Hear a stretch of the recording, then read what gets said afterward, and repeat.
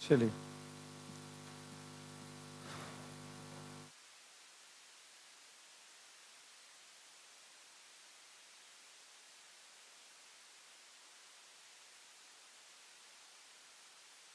तो विश्व इतिहास देखिए। हाँ बोलिए। वहाँ पे नीचे पढ़ाएंगे तो गांधी को वहाँ पर पढ़ाई करेंगे। ठीक है, यहाँ पे ये सीधा आपका वर्ल्ड हिस्ट्री। ठीक है, हाँ हाँ। चलिए देखिए, विश्व इतिहास में भी समान तौर पे जो आपसे क्वेश्चन रहता है वो आधुनिक वर्ल्ड से रहता है, मॉडर्न वर्ल्ड, है ना। मतलब कि मॉडर्न वर्ल्ड में क्या क्या चीज़ें हुई, किस प्रकार से हुई, और उसमें मुख्य तौर पे फ्रांस, रूस, ब्रिटेन ना, अमेरिका, मतलब मुख्य तौर पे रूस, ब्रिटेन और फ्रांस, ये तीन सबसे इम्पॉर्टेंट रहते हैं। और यूरोप में होने वाला एक्टिविटी, जो यूरोप में जो कुछ भी हो रहा था वो सब आपसे सामान्य तौर पे पूछा जाता है। तो इसमें भी हम लोग प्रयास करेंगे कि जो मॉडर्न वर्ल्ड है, आधुनिक विश्व, उस आधुनिक विश्व को समझने का थोड़ा प्रयास करें। हालांकि आधुनिक विश्व को समझने से पहले थोड़ा सा आपको एंशिएंट और मेडाइवल वर्ल्ड का ड्राफ्ट समझना होगा कि एंशिएंट और मेडाइवल में वर्ल्ड में क्या स्थिति थी। ठीक है, अब देखिए कि जैसे भारत का इतिहास जब आप पढ़ते हैं तो उसमें आप देखते हैं कि सिंधु घाटी की सभ्यता, वैदिक सभ्यता, ये सब। ऐसे में वर्ल्ड में सिविलाइजेशन तो है, मतलब कि अन्य सभ्यताएं भी हैं। सिंधु घाटी सभ्यता के समकालीन विश्व में और 3 सभ्यताएं हैं, है ना। तो सिंधु घाटी सभ्यता के समकालीन 3 सभ्यताएं कौन कौन सी हैं? और हाँ, और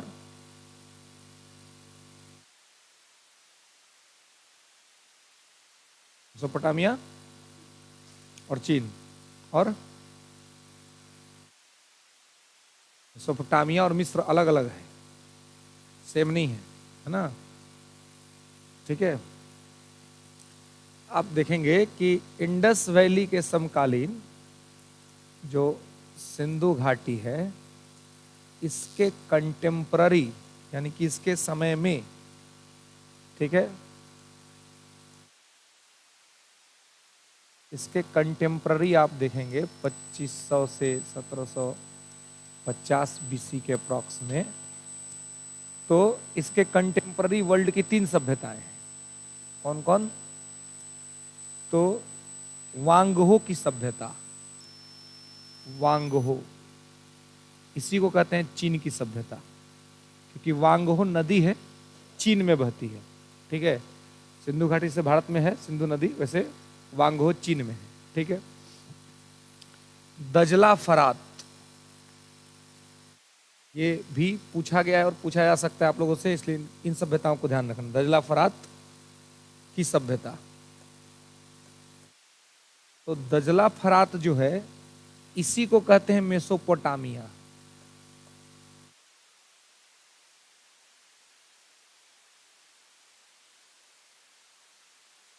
इसी को क्या कहते हैं? मेसोपोटामिया। ठीक है, दजला फरात को ही कहते हैं मेसोपोटामिया। मेसोपोटामिया जगह का नाम है। वर्तमान में इराक, सीरिया, ये सब जो देश है वही उस समय मेसोपोटामिया था। ठीक है, सीरिया है ना, आईएसआई का जो गढ़ माना जाता था एक टाइम पर। ठीक है, नहीं, गल्फ कंट्री नहीं, गल्फ तो खाड़ी देश हो गया, है ना, जो आपको नॉर्थ वेस्ट में पड़ता है, उससे और आगे, है ना, हाँ उससे और आगे। ठीक है, तो मेसोपोटामिया। ठीक है, और इसके समकालीन एक और सभ्यता जो है वह है नील की सभ्यता। और नील की सभ्यता को क्या कहते हैं? तो नील की सभ्यता ही कहलाती है मिस्र की सभ्यता। अब आप देखिए, इसमें से जितना सभ्यता आप देख रहे हैं ना, इनमें से कोई भी सभ्यता यूरोप में नहीं है। इन तीनों में से कोई भी यूरोप का नहीं है। कोई यूरोप का है? कोई नहीं। चीन एशिया में पड़ता है, मेसोपोटामिया, दजला फरात, सीरिया कहाँ पड़ता है? एशिया में पड़ता है ना। अपना सिंधु घाटी, एशिया, भारत, और नील की सभ्यता ये कहाँ पड़ता है? ये अफ्रीका में पड़ता है। मिस्र अफ्रीकन कॉन्टिनेंट का देश है, ठीक है। अफ्रीका जो महादेश है उसका है नील की सभ्यता, ठीक है। तो अब देखिए, तो इस प्रकार से ये तीनों सभ्यताएं अपना अलग अलग दायरे में यहां पे हैं, ठीक है, क्लियर है।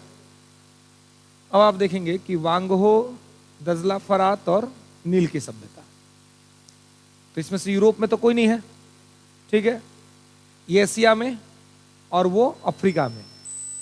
तो इसका मतलब ही हुआ कि जो यूरोप वाले जो बनते हैं कि हम बहुत प्राचीन हैं, हम बहुत डेवलप थे, बेवकूफ सब था ही नहीं इस टाइम पे, सबका अस्तित्व नहीं था और तो पता नहीं था, क्योंकि इस टाइम में यूरोप की कोई भी सभ्यता का कोई अता पता नहीं था। यूरोप का सबसे पहले जो अता पता लगा वो लगा 1000 बीसी में, 1000 बीसी। आई देखिए 2550 बीसी का बात है। यूरोप का पता कब लगा? 1000 बीसी, मतलब कि वैदिक काल, इंडिया का वैदिक काल। वैदिक काल में भी इंडिया का ऋग वैदिक काल तो निकल गया था, उत्तर वैदिक काल शुरू होता है ना यहां से। तो 1000 बीसी से यूरोप का इतिहास पता चलता है, रोमन इंपेरर, रोमन साम्राज्य, ठीक है, 1000 बीसी से। मतलब यूरोप का जो इतिहास शुरू ही होता है वो 1000 बीसी से शुरू होता है। उससे पहले से उनके बारे में कोई नहीं जानता था, कोई नहीं समझता था। उससे पहले हम लोग थे, हमारी सभ्यता काफी प्राचीन है और ये सब सभ्यता एशिया में ही देख रहे हैं, वो एकमात्र केवल अफ्रीका में है। इसीलिए एशिया को सभ्यताओं का पालना कहा जाता है। ये सवाल आपको कहीं भी पूछा जाए, आपको जीके में आ सकता है, हिस्ट्री स्पेशल में आ सकता है ना, कहीं पर भी आ सकता है या ज्योग्राफी में भी आ सकता है। एशिया को सभ्यताओं का पालना कहा जाता है, लिख लीजिए। एशिया को सभ्यताओं का पालना कहा जाता है। सभ्यताओं का पालना क्यों? क्योंकि सभ्यताएं इसी में पली बढ़ी, है ना। सभ्यताएं जो है वो इसी में क्या हुई? पली बढ़ी, है ना। यहीं पे सभ्यताओं का विकास हुआ, तो सभ्यताएं यहीं पर पली बढ़ी थी, ठीक है। सबसे ज्यादा जो सभ्यता अगर कहीं हुआ तो वो एशिया में हुआ, है ना। तो बच्चा सबका पालना होता ना, झुलुआ, दूध पिला के मार लो, लुटा देती है, लो भाई अपना पैर पटकते रहो, कोई दिक्कत नहीं, उसको कहते हैं ना पालना, है ना। तो पालना जिसमें बच्चा पलता हो, तो जिसमें सभ्यता पलता है, तो सभ्यता कहाँ पला? एशिया में पला। इसलिए एशिया को सभ्यताओं का पालना। जितनी सभ्यताएं पली बढ़ी हैं वो सब एशिया में पली बढ़ी हैं, इसलिए एशिया सभ्यता का पालना है, ठीक है। अब आप देखेंगे कि तो यहां पर इस प्रकार से स्थिति बनती है कि 1000 बीसी से यूरोप के बारे में जानकारी मिलता है, ठीक है। और सबसे पहले रोमन इंपेरर के बारे में, यानी कि रोमन साम्राज्य। तो ये जो रोम है ये इटली की राजधानी है वर्तमान में, है ना। यूरोप में इटली की राजधानी है रोम, और वहीं से रोमन इंपेरर के बारे में पता चलता है कि एंशिएंट टाइम में एक रोमन इंपेरर था वहां पर। और अच्छी खासी, जैसे हम लोग के यहाँ राजतंत्र का विकास हुआ था, वैसे यूरोप में भी हुआ, वहां पर भी सब चीज ठीक चल रहा था। लेकिन एंशिएंट तो उनका ठीक था, मेडाइवल उनका हमारे मेडाइवल से भी खराब था। हमारा मध्यकाल तो मिला जुला के अच्छा था, बाहरी आक्रमण हमने देखे, दिल्ली सल्तनत देखा, मुगल काल देखा, या उससे पहले जो आपसी संघर्ष और हुए थे हर्षवर्धन के मृत्यु के बाद, वो हमने देखा, ठीक है। लेकिन यूरोप का मध्यकाल देखिएगा तो यूरोप का जो प्राचीन काल माना जाता है वो 1000 बीसी से लेकर के 500 एडी तक माना जाता है। बीसी एडी पहले बता चुके हैं आप लोगों को। बीसी मतलब बिफोर क्राइस्ट, एडी मतलब एनो डोमिनी, ईस्वी सन। जो आगे बढ़ेगा वो एडी, और जो पीछे से जाएगा वो बीसी। तो 1000 बीसी से 500 एडी, यानी कि लगभग 1500 साल, लगभग 1500 साल क्या है? यूरोप का प्राचीन काल है ना। ये जो 1000 बीसी से 500 एडी जो है, ये क्या है? यूरोप का प्राचीन काल। समझ में आ रहा है ना बात सब? ठीक है, नहीं समझ में आएगा वहीं पर रोक लीजिएगा, पूछ लीजिएगा, ठीक है। तो 1000 बीसी से 500 एडी ये क्या है? प्राचीन काल, यानी लगभग 1500 साल, ठीक है। इसके बाद शुरू होता है मध्यकाल। तो वो 500 एडी से 1500 एडी, ये यूरोप का क्या है? मध्यकाल। ये मेडाइवल फेज है, ठीक है। ये यूरोप का मेडाइवल फेज है, ये मध्यकाल है, ठीक है, मध्यकाल। और ये जो काल है ना, इसको कहते हैं यूरोप का अंधकार युग। मध्यकाल को यूरोप में इसको अंधकार युग, डार्क एज ऑफ यूरोप, है ना, इसको कहते हैं अंधकार युग। पूरा का पूरा अंधकार में डूबा हुआ था यूरोप। अब यहां अंधकार युग का क्या मतलब है? भगवान सूरज नहीं निकले हुए थे? हाँ हाँ,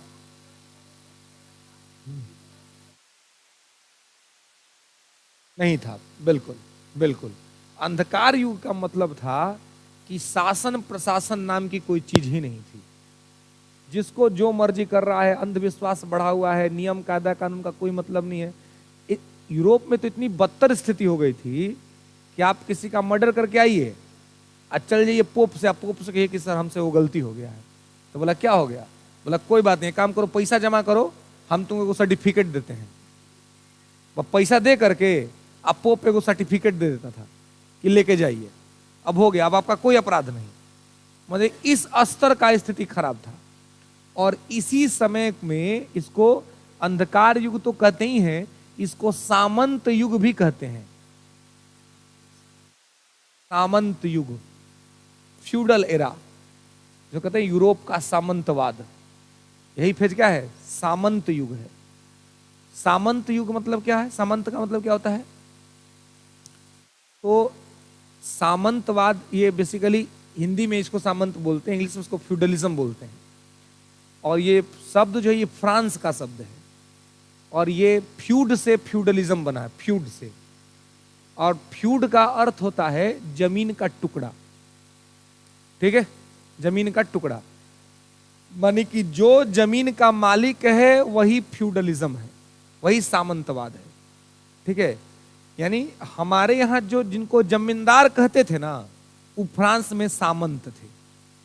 अब बात समझ में आ रहा है?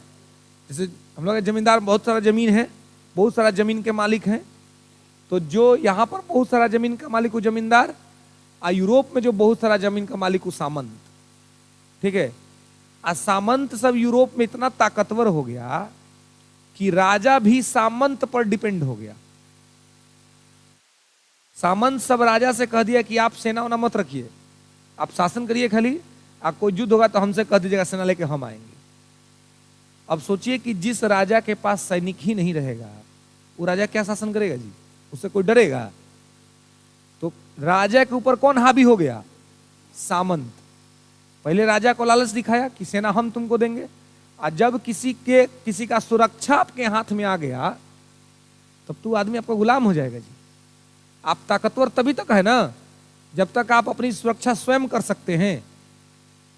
अगर आपको लगने लगे कि आप अपना सुरक्षा भी नहीं कर सकते हैं, और दूसरा आदमी कहे कि तुम्हारा सुरक्षा हम करेंगे, तब क्या होगा? एक प्रकार से आप गुलाम हो जाइएगा।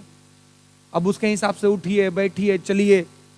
हम लोग स्वतंत्र क्यों घूमते हैं कभी भी कहीं भी? क्यों? हमें पता है यार हम क्या कुछ गलत किए नहीं है, और हमें किसी प्रकार की कोई सुरक्षा की आवश्यकता नहीं है। अब वही अगर कहीं कोई कांड कर दीजिए आप, तो ढूंढने वाला ढूंढेगा ना, फिर तो ढूंढेगा तो क्या करिएगा? अब बच बचा कर रहिएगा। 8 बज गई लो, अब भाग भाई घर चलो, है ना, उकरा एरिया में नहीं जेबो, वहां धरा जेबो तो मार देते होगा ना। तो आप सेफ जोन खोजने लगिएगा। तो सुरक्षा बहुत बड़ी चीज होती है। जिस दिन आपका सुरक्षा कोई और करने लगेगा, आपकी स्वतंत्रता खत्म हो जाएगी। तो जितना राजा लोग था, उस सब राजा सब पर कौन हावी हो गया? सामंत।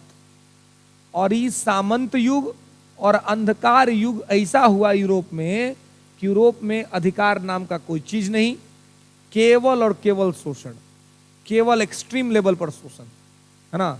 और हर लेवल पर राजा और सामंत दोनों मिलके करते थे, क्योंकि राजा की निर्भरता सामंतों पे हो गई। अब सामंत राजा को जो कहता था वो राजा करते थे। तो इस प्रकार से पूरा का पूरा सीन बन गया। क्लियर है? अब आप देखिए कि जब यहां अंधकार युग और सामंत युग आ गया तो किस प्रकार की स्थिति बनी।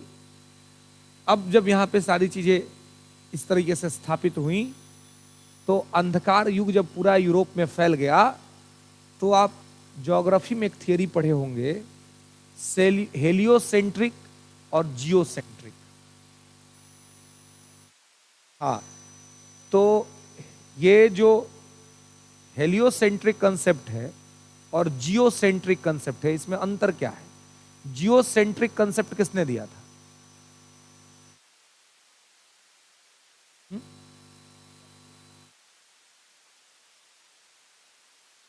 ब्रह्मांड में था कोपर्निकस।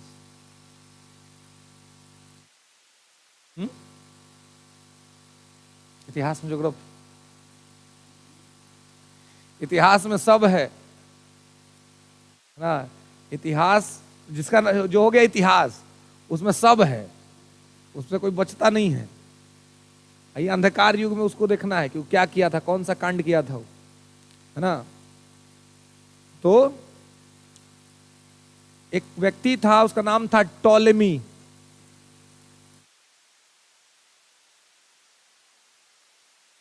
और ईसा पूर्व का बात है, बीसी का।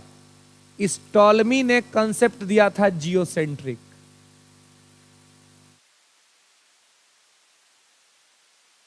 जियोसेंट्रिक कंसेप्ट किसने दिया था?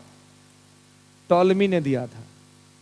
जियोसेंट्रिक मतलब GEO, जियो मतलब हो गया पृथ्वी, असेंट्रिक मतलब केंद्र में। तो ये टॉलेमी क्या समझाया पगलवा, मैंने जाहिल वाला सिद्धांत दे दिया। ये क्या कह दिया? ये कहा कि पूरा ब्रह्मांड के केंद्र में पृथ्वी है, माना हमारा जो सोलर सिस्टम है ना, इसके केंद्र में पृथ्वी है, अर्थ। ठीक है, अर्थ की परिक्रमा कर रहा है सूरज। अब बताइए तो ये कितना माने ये पागलपन का हद है ना था। अब हालांकि अभी बात हम लोग इसलिए कह पा रहे हैं कि अभी हम लोग इस समय हैं, उस समय नहीं कह पाते। उस समय तो ये बात तो कह दिया, और इसी बात को पोप ने सही मान लिया। पोप जो रोम में पोप बैठा, वो सही मान लिया और कह दिया कि भाई हाँ भाई, मतलब पृथ्वी जो है सो केंद्र में है और सूरज इसकी परिक्रमा कर रहा है। और ये लगातार चलता रहा। और क्यों चलता रहा? क्योंकि अंधकार युग था, कोई पढ़ा लिखा था ही नहीं। कोई पढ़ता लिखता रिसर्च करता तब ना मालूम चलता। अब कोई आदमी कुछ गलत आपको बता के चल गया, आप उस पर रिसर्च नहीं किए तो हो गया वही मैटर। रिसर्च करिएगा तब ना मालूम चलता कि भाई सही है कि गलत है। अभी बता के चल गया, इसके बाद को पोप ने वैलिड मान लिया। अब आगे क्या हुआ? अब आगे आप देखते हैं कि आया कोपरनिकस। कब? अब जब अंधकार युग धीरे धीरे खत्म हो रहा था और धीरे धीरे लोग पढ़ना लिखना शुरू किए और लॉजिकल होना शुरू किए। लेकिन डर का माहौल था यूरोप में, क्योंकि राजा और सामंत के खिलाफ अगर आप एक भी शब्द बोल दिए तो तुरंत फांसी, फांसी चढ़ने में देरी नहीं होता था। तो उसके बाद बहुत समय के बाद 1543 में, है ना, 1453 में एक वैज्ञानिक सामने आया, उसका नाम था कोपरनिकस।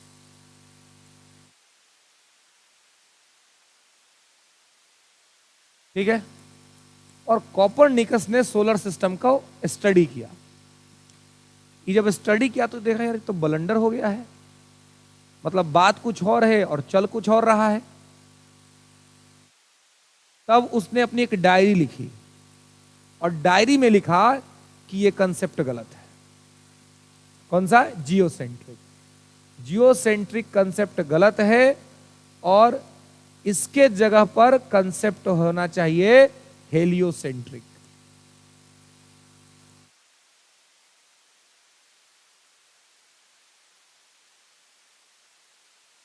तो हेलियोसेंट्रिक कंसेप्ट किसने दिया? कोपरनिकस ने। कोपरनिकस दिया हेलियोसेंट्रिक कंसेप्ट।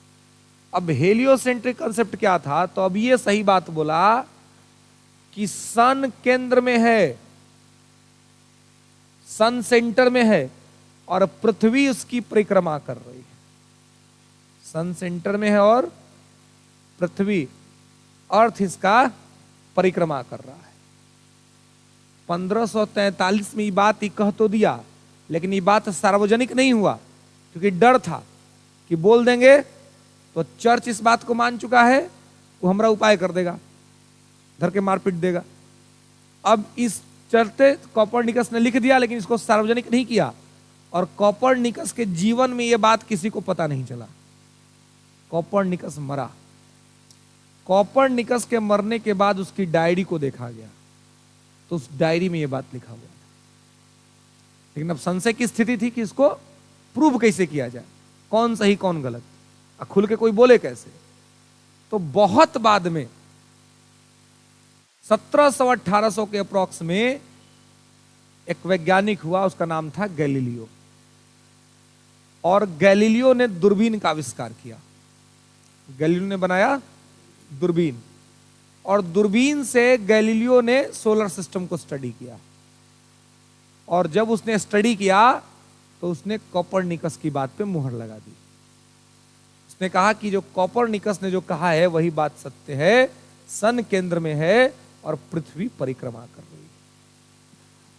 ठीक है, और यही है हेलियोसेंट्रिक कंसेप्ट, और ये था जियोकंसेंट्रिक।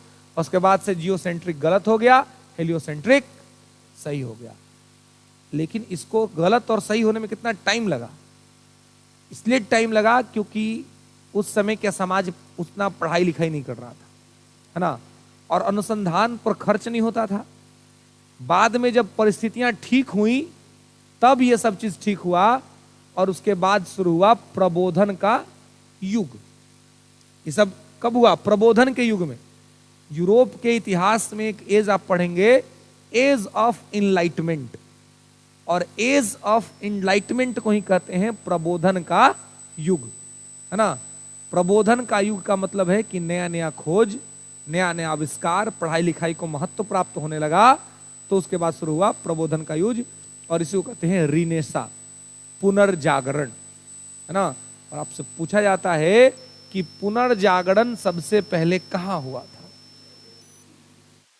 हा?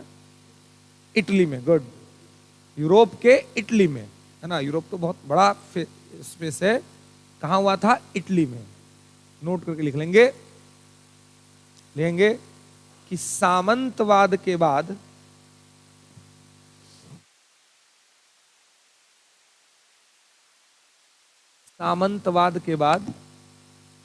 यूरोप में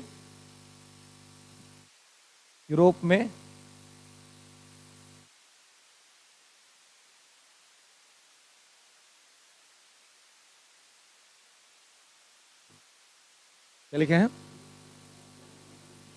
हाँ, सामंतवाद के बाद यूरोप में जागरण का काल आया, पुनर्जागरण का काल आया। यूरोप में पुनर्जागरण का काल आया, और यूरोप में पुनर्जागरण सबसे पहले इटली में हुआ, और यूरोप में पुनर्जागरण सबसे पहले इटली में हुआ।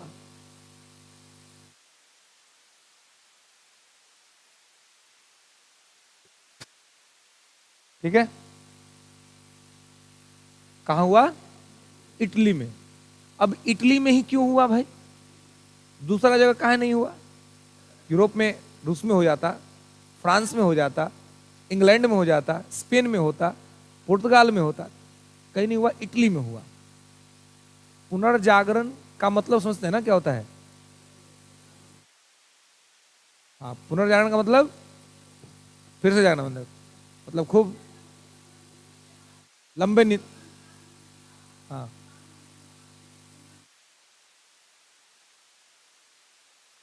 ठीक, मतलब नींद से जगना नहीं ना, नहीं कि 4-5 दिन सूत ले बढ़िया से, अब फिर अचानक से नींद खुला, हो गया पुनर्जागरण। यही एक संस्था की बात, जैसे कि ये हिस्ट्री ऑप्शनल में ये सब पढ़ना होता है, ठीक है, जिसका ऑप्शनल को पढ़ना रहता है। समझेगा क्लास। हाँ,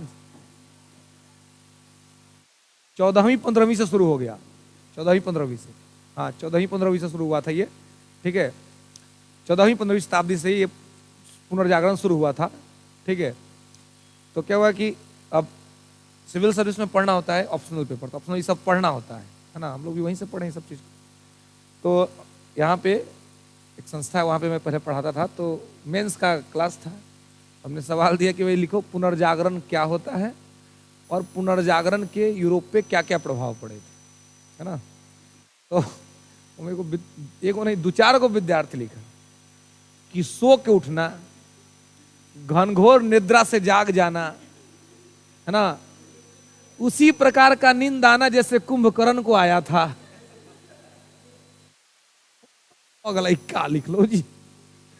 स्पेशली हम सबको बुलाए मिलने के लिए, भाई ये महान आत्माओं से मिलना जरूरी है ना।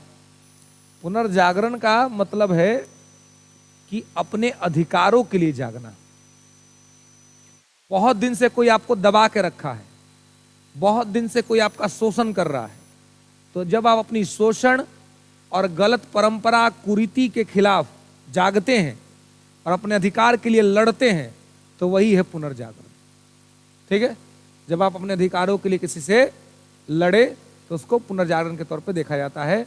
और पुनर्जागरण इटली में हुआ, तो मुद्दा है कि इटली में क्यों हुआ और जगह काहे नहीं हुआ, रीजन क्या था। एनसीईआरटी कोई पढ़ा है जी आप में से? ईमानदारी से बताइएगा। एक दिन एक 9th 10th किसी का भी है? अच्छा बीटीसी वाला पढ़े हैं? नहीं पढ़े हैं? अब कहिए पढ़िएगा, अब मत पढ़िएगा, ठीक ना। अभी तक नहीं पढ़े तो अब मत पढ़िएगा, सही बात बता रहे हैं। अब जितना पढ़ा रहे हैं ना उतने पढ़ने की कोशिश कीजिएगा इसको, हाँ। इसलिए अब किताब बता मत पढ़िएगा, जितना पढ़ा रहे हैं उतना बात पढ़िएगा, रिवीजन करिएगा, क्योंकि उसमें टाइम वेस्ट होगा, क्योंकि पढ़ के अब याद भी नहीं होगा मैटर, ठीक है। हाँ प्रैक्टिस कीजिए, जितना पढ़ाया जा रहा है उतना को ध्यान रखिए, अब किताब मत छूइएगा। तो अब जो है क्या हुआ कि इटली में क्यों हुआ? इटली में इसलिए हुआ क्योंकि इटली में कोई राजतंत्र नहीं था। वो तो बहुत बात का बात है ना। एकीकरण बहुत बात का मैटर है। इटली का एकीकरण हुआ 1870 में, है ना। ऐसा मैटर हो रहा है 14वीं 15वीं शताब्दी में, ठीक है। तो इसलिए हुआ क्योंकि इटली में कोई राजा वजा नहीं था। इटली एक पथरीला जगह है, तब भी था, आज भी है। आज भी आप देखिए तो इटली की पूरी इकोनॉमी व्यापार से चलती है, वहां उत्पादन कुछ नहीं होता है। तो इस वजह से क्या होता था कि वहां समुंदर है, सी है, तो जितने लोग होते थे ना, जो स्कॉलर लोग, ज्ञानी लोग, वो सब अपना अपना देश छोड़ के इटली में आके बस गया। क्यों? क्योंकि अपने देश में बोलने की आजादी ही नहीं थी। अब फ्रांस में रह के कोई बोल नहीं सकता था कि टॉलमी का कंसेप्ट गलत था, क्योंकि फ्रांस में राजा था। रूस में रह के कोई बोल नहीं सकता कि रूस में राजा था, राजा सब उपाय कर देता। तो ऐसा जगह चुना गया जहां पर कोई राजा ना हो। तो सारा बिजनेसमैन जा करके आराम करता था, ठहरता था कहां? इटली में। तो सारे पढ़े लिखे लोगों का जमावड़ा कहां लगने लगा? इटली में। तो सारे पढ़े लिखे लोग वहीं से लिखना शुरू किए, क्योंकि वहां लिखने और बोलने पढ़ना कोई किसी को मारा नहीं जाता था, तो वहां पे मरने का डर नहीं था। तो सारा खुला विचार वहीं पर आया प्रकाश में। इसीलिए कहा जाता है कि इटली में पुनर्जागरण पहले हुआ। और विश्वविद्यालय भी, जैसे पादुआ विश्वविद्यालय, सबसे पहले जो विश्वविद्यालय स्थापित हुआ वो इटली में स्थापित हुआ। और वो इसलिए स्थापित हुआ ताकि इटली में किसी प्रकार से कोई रिस्ट्रिक्शन नहीं था, तो कोई नियंत्रण नहीं था। इसी वजह से इटली में रिनेशा हुआ, पुनर्जागरण हुआ, अन्यथा इटली में भी ये नहीं हो पाता। तो परिस्थितियां इटली की जिम्मेवार थी। आज भी इटली का पूरा बिजनेस चलता है उसका व्यापार से। और अभी इटली की जो प्राइम मिनिस्टर है जॉर्जिया मेलोनी, बाप ओकरा तो परेशान कर दिलो सब। हाँ 2-4 बार हंस के मोदी से बतिया के ली, ये तो एकदम पूरा रीले वायरल कर रहा है कि देखिए मोदी जी। हाँ अब देखिए अभी अभी एआई इतना खतरनाक चीज आया है ना, आर्टिफिशियल इंटेलिजेंस इसको बोलते हैं, इतना खतरनाक चीज आया है कि किसी को भी बदनाम कर देगा।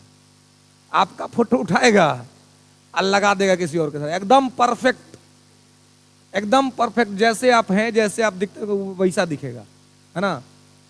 तो इसलिए सोशल मीडिया लोग यूज तो कर लेते हैं, लेकिन सावधानी से यूज नहीं करते हैं।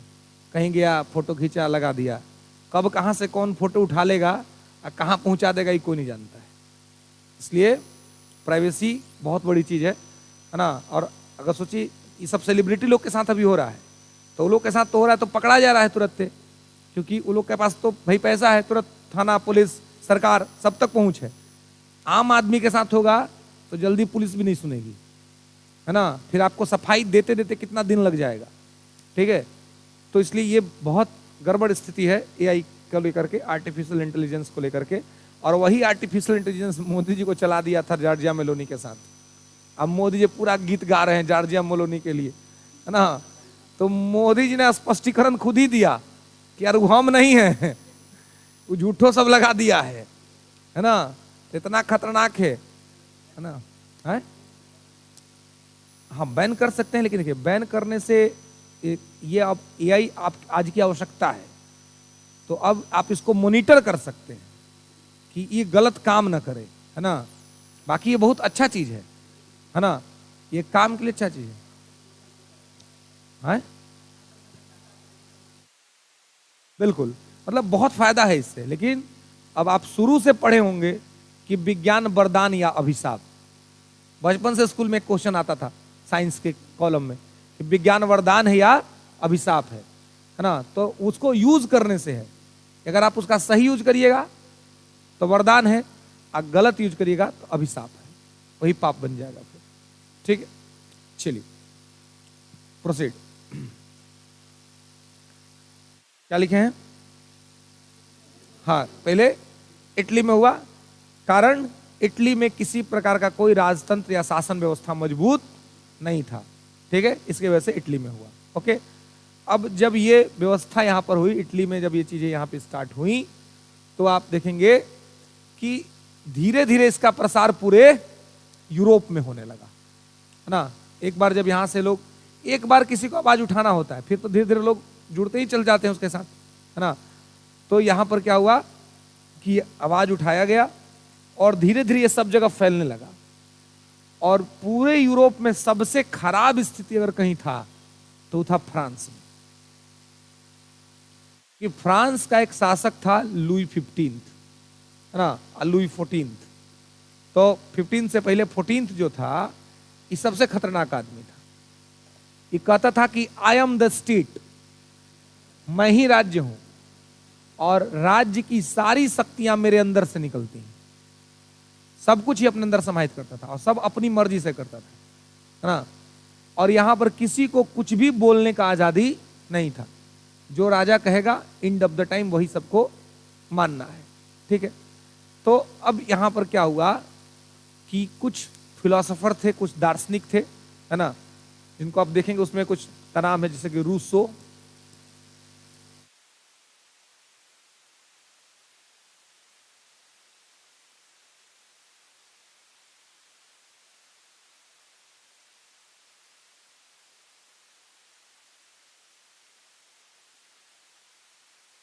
तो दिदरो, वाल्टियर, मॉन्टेस्क्यू, ये सब फ्रांस के थे। लेकिन इन सब में से किसी की भी हिम्मत नहीं होती थी कि फ्रांस में बोल दे, क्योंकि फ्रांस में बोलेंगे तुरंत सरकलम होगा, नहीं तो फांसी पर चढ़ा दिया जाएगा। तो ये सब लोग धीरे धीरे कहां शिफ्ट कर गया? इटली। और इटली में जाकर के लिखने लगे फ्रांस के बारे में, कि फ्रांस में क्या हो रहा है, फ्रांस में कैसे हो रहा है।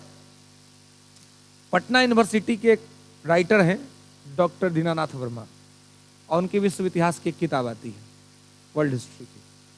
उसमें वो लिखते हैं कि अगर फ्रांस में रूसो ना होता, दिदरो ना होता, वाल्टेयर ना होता, मॉन्टेस्क्यू ना होता, तो क्रांति ना होती। मतलब अगर ये लोग नहीं होते तो जो आप 1789 की क्रांति देखते हैं फ्रांस में, वो नहीं होती। अब ये सब लोग कौन थे? क्या ये सब लोग पत्थर फेंकने वाले लोग थे? नहीं, ये लोग विचार के लोग थे, और विचार बड़ा खतरनाक होता है। हथियार से ज्यादा खतरनाक विचार होता है। तो विचारे ना आदमी सबको आतंकवादी बना देता है जी। विचारे ना होता है कि विचारे आपके दिमाग में ऐसा ऐसा डाला जाएगा कि आप मरने मारने को तैयार हो जाएंगे। तो विचार परमाणु बम से भी ज्यादा खतरनाक है।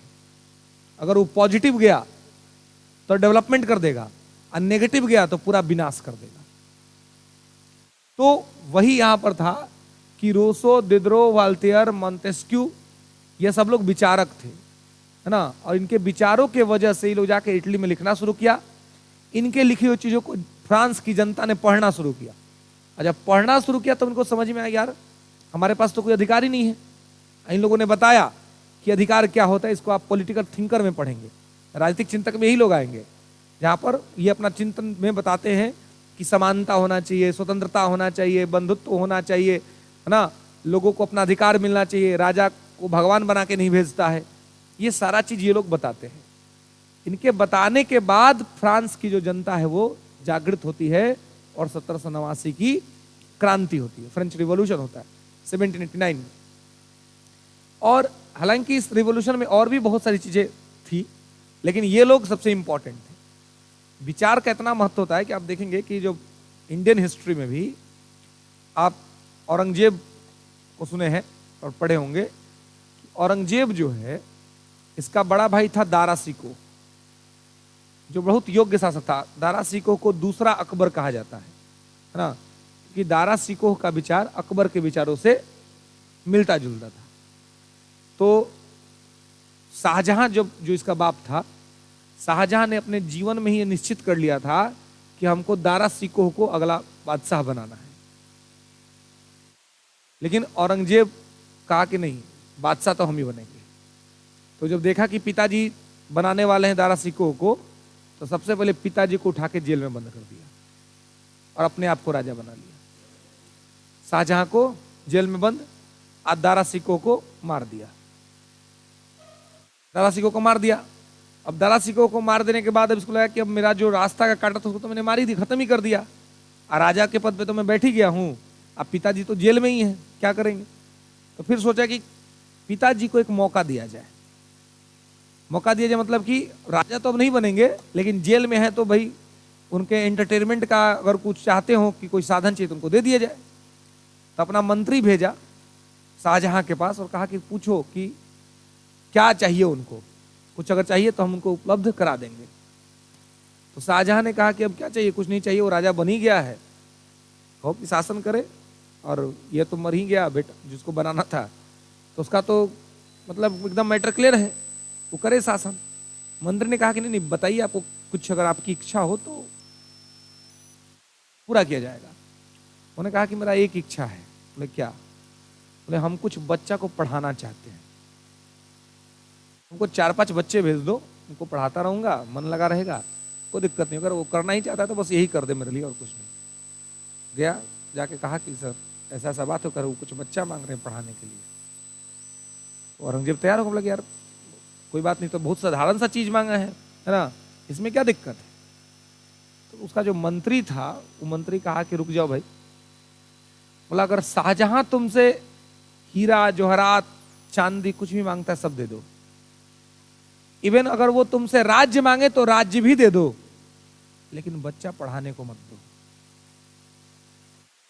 औरंगजेब ने कहा क्यों? बोला ये 4-5 बचवा जो जाएगा ना उसके पास, उधर से वो परमाणु बम बना के भेजेगा 5 को। अब 5 आके जब ब्लास्ट करेगा ना, तो तुम्हारा राज्य कहां जाएगा तुम जानते नहीं हो। तो पढ़ाना क्या होता है? विचार होता है। अगर विचार डाल दिया जबरदस्त तरीके का तो क्रांति हो जाएगा। इसलिए सब दे दो, कुछ मत दो। तुम्हारा बाप है वो, और बच्चा मांगा है पढ़ाने के लिए, और भी चीज अपनी आजादी मांग लेता ना, आजादी मांग लेता, कहता कि हमको फ्री कर दो, लेकिन आजादी नहीं मांगा तुमसे, बच्चा मांग रहा है। मतलब समझ रहे हो क्या है? तुमको लग रहा है कि बहुत साधारण सा चीज मांगा है, लेकिन उस साधारण सा चीज इतना हुआ साधारण हो जाएगा कि जेल में बैठ के ही वो तुम्हारा पूरा राज्य को तहस नहस कर देगा। ये होता है विचार का महत्व, और यही विचार इन लोगों ने फैलाया, और इसी विचार का परिणाम हुआ कि यूरोप में हर जगह क्रांति ही क्रांति शुरू हो गई। फिर 1789 में फ्रांस की क्रांति, 1917 में रूस की क्रांति, 1688 में ब्रिटेन की क्रांति, गौरवपूर्ण क्रांति, है ना। अलग अलग क्रांति हर जगह पर हुई, ठीक है। और इन क्रांतियों में आप देखेंगे कि सबसे जो महत्वपूर्ण रोल है उनमें इन विचारकों का है ना। ये जो विचारक हैं, ये जो आइडियोलॉजर्स हैं, इन आइडियोलॉजर्स का आइडिया जो है ये अपने आप में महत्वपूर्ण है। क्लियर है? तो इस मतलब इन सभी चीज को आपको ध्यान में रखना है कि किस प्रकार से यूरोप में एक आधुनिक युग का आगमन हुआ था इन विचारकों के माध्यम से। पहले आया पुनर्जागरण का काल, अब पुनर्जागरण के बाद हुआ प्रबोधन, ठीक है। लिखेंगे कि पुनर्जागरण के पश्चात यूरोप में हुआ प्रबोधन, प्रबोधन का युग।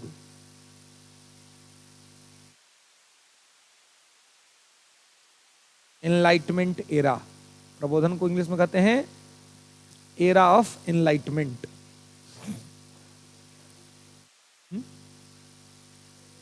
प्रबोधन का युग, ठीक है।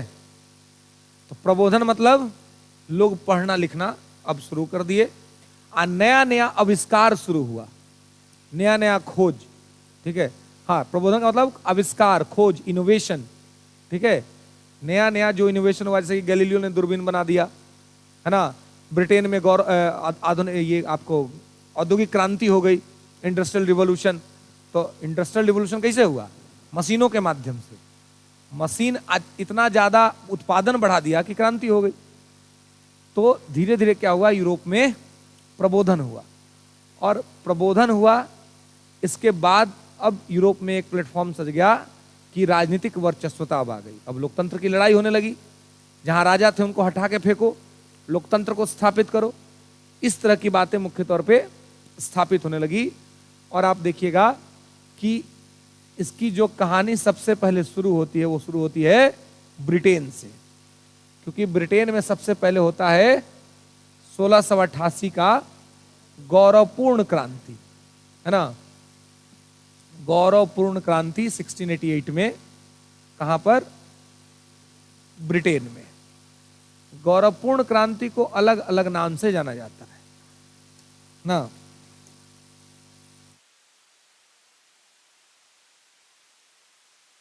हाँ,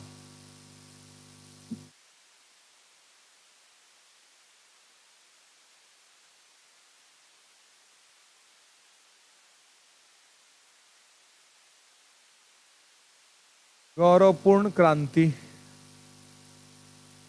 ग्लोरियस रिवॉल्यूशन, ठीक है।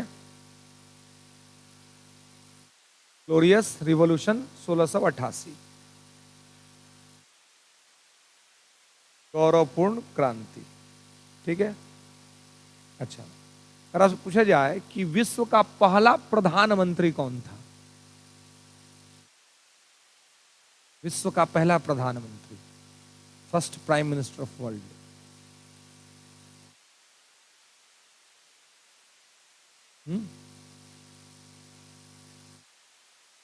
सबसे पहला प्रधानमंत्री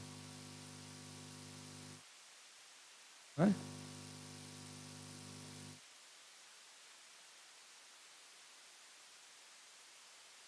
है? हाँ बिल्कुल, जहां पहले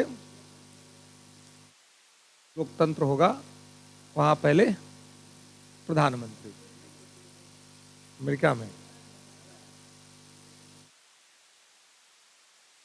ब्रिटेन में ही, बिल्कुल। विश्व का पहला प्रधानमंत्री जो आया वो ब्रिटेन में आया, और वो कौन था? यही गौरवपूर्ण क्रांति हुई पहले, और गौरवपूर्ण क्रांति के बाद ये निश्चित हुआ कि हम क्या करेंगे, तो पहला लोकतंत्र स्थापित करेंगे और लोकतंत्र के साथ हम निर्वाचित सरकार लाएंगे, ठीक है। तो 1688 में गौरवपूर्ण क्रांति के बाद इसकी स्थापना करने का प्रयास किया गया। हालांकि प्रधानमंत्री का पद तुरंत नहीं आ गया, प्रधानमंत्री का पद आने में आपको 1715 के बाद प्रधानमंत्री का पद जो है सो अस्तित्व में आना शुरू हुआ। ठीक है, उससे पहले ऐसा कोई अस्तित्व यहाँ पर नहीं था। थोड़ा सा लिखेंगे, फिर आते हैं उस पर।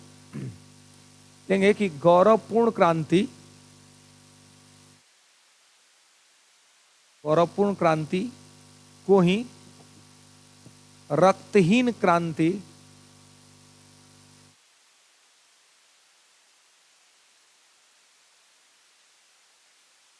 रक्तहीन क्रांति, शांतिपूर्ण क्रांति,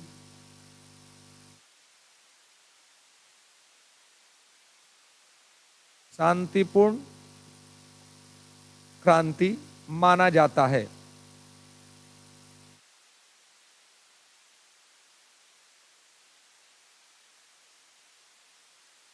ठीक है, क्लियर है? तो अब इसको शांतिपूर्ण कह लीजिए, रक्तहीन कह लीजिए, है ना। ये इसलिए कहते हैं क्योंकि इसमें एक भी बूंद रक्त नहीं बहा था, जबकि क्रांति का मतलब ही होता है मारपीट, खून खराबा, बड़े स्तर पे क्रांति हुई होगी, चीजें हुई होंगी, लेकिन यहां पर ऐसा कुछ नहीं हुआ था। शांतिपूर्ण तरीके से सारी चीजें हैंडल हो गई थी और कोई बड़ा कोई गंभीर चीजें यहां पर नहीं हुई थी। ठीक है, तो गौरवपूर्ण क्रांति 1688, ठीक है, ग्लोरियस रिवॉल्यूशन। इसमें क्या हुआ?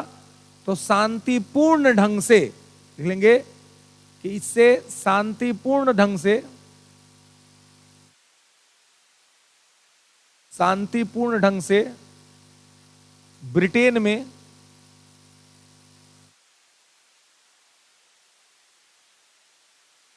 में लोकतंत्र की स्थापना हुई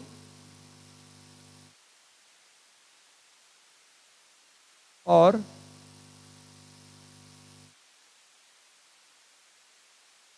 संवैधानिक राजतंत्र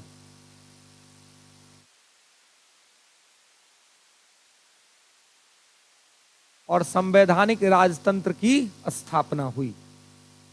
संवैधानिक राजतंत्र,